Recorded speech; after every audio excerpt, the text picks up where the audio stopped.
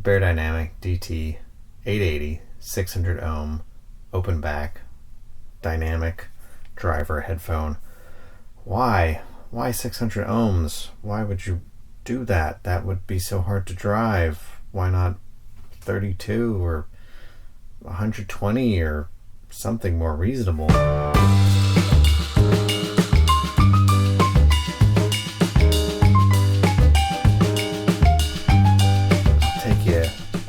On a trip down memory lane.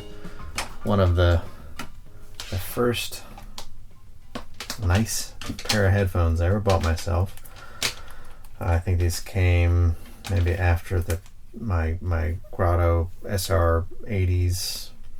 I wanted something a bit more refined, a bit more detail oriented.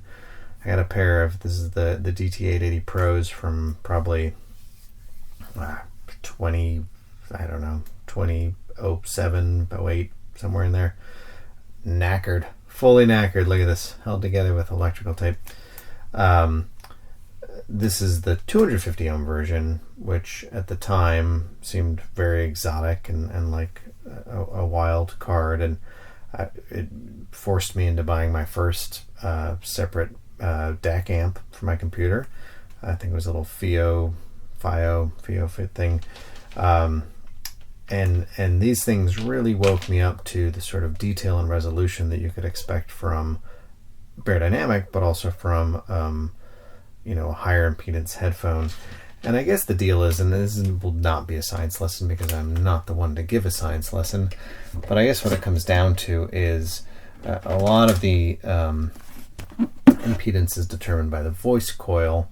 And in the case of Beyerdynamic, the thickness of the wire that's wrapped around the voice coil. And for the 600 ohm edition, the wire is super thin, like half the thickness of a hair.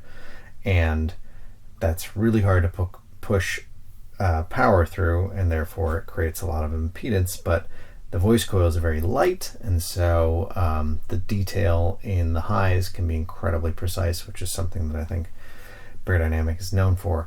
That being said, it takes a lot of power to push these. I guess this is sort of classically a sort of industry, a studio style headphone. I guess when you start to gang a bunch of headphones together off of like a mixing board or something, having a high impedance makes it easier to control the blah blah blah.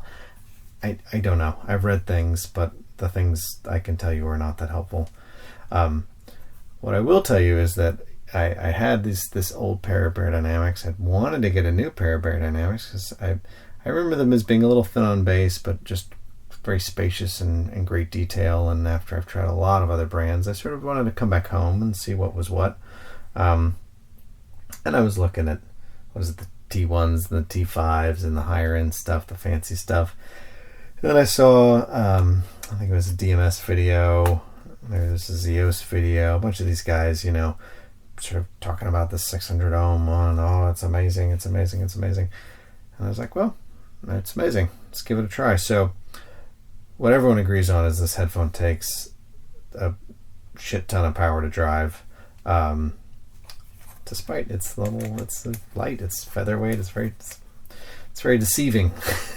Feels like maybe a play headphone once you've been in the world of big boy headphones. So what I did is I ordered it, directly off of Amazon. I had it shipped directly to a guy who specializes in doing balanced conversions, or just detachable cord conversions.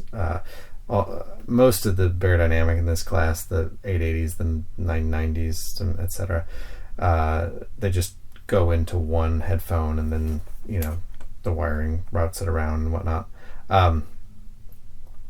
Is that how that works? Oh, they're little loose cords, right? That's what you see on the other one. Anyway, neither here nor there. And so this guy, and I'll put his contact info in the notes if I remember. He'll just swap the one cord out with stereo in, and it gets routed as it does, or he'll set it up for balance, which is what I had done. So these are two 3.5 millimeter headphone jacks. So you get yourself a balanced headphone cable of your choosing, I like a lot of things. I like the Perry apps are a good affordable option. There's plenty of other stuff on the Amazons and eBays. So you get a pair of those guys. You can get it terminated whenever you want. I have a lot of stuff terminated in 4-pin XLR to run off of balanced amps. And when you do that, you can access a bunch of power, and that's a good thing because these things love power.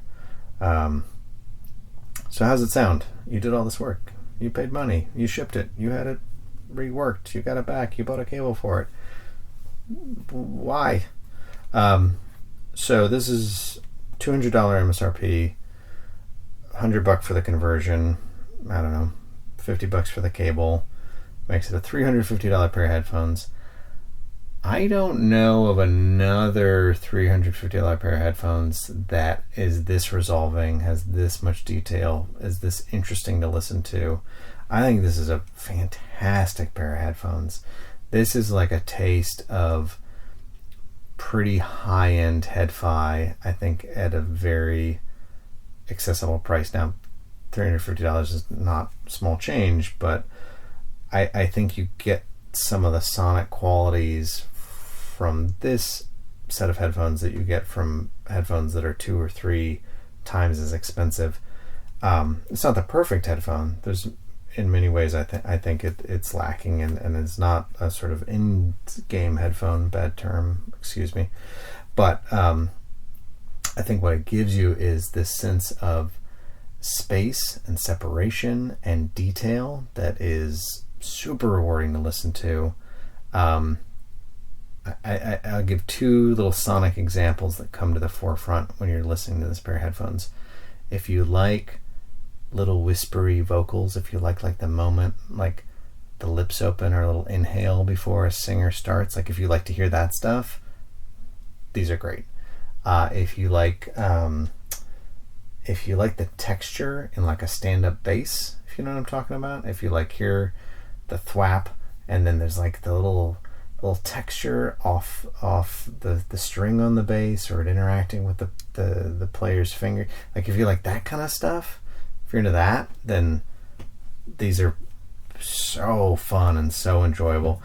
The other thing they do that's cool, and I don't know if this is just a product of driving so much power through them or what, but they feel really alive. They feel like some headphones just want, just soothe you and make you want to just chill out and just sit back in the groove, and some headphones make you sort of want to analyze the music and the musicianship of the players, and some headphones just sort of feel energizing and like the music's alive and you're alive, and I put them in that camp. They feel just, they're ready to go. This is not a bedtime headphone.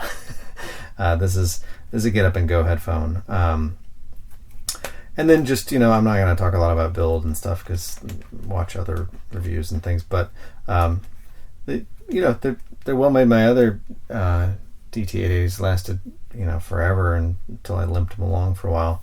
They're very, very light. I mean, all day light wearable, no problem. Slight clamp. I guess there's like 3 or 4 different variants of this thing. I think this is the Edition series. I think there's a Pro series, which is more of like a leather band look up here, and they're also changing some of the yoke stuff. And since Beyerdynamic sells all over the world, they release at different times, different places, so you get on the internet. It's very confusing.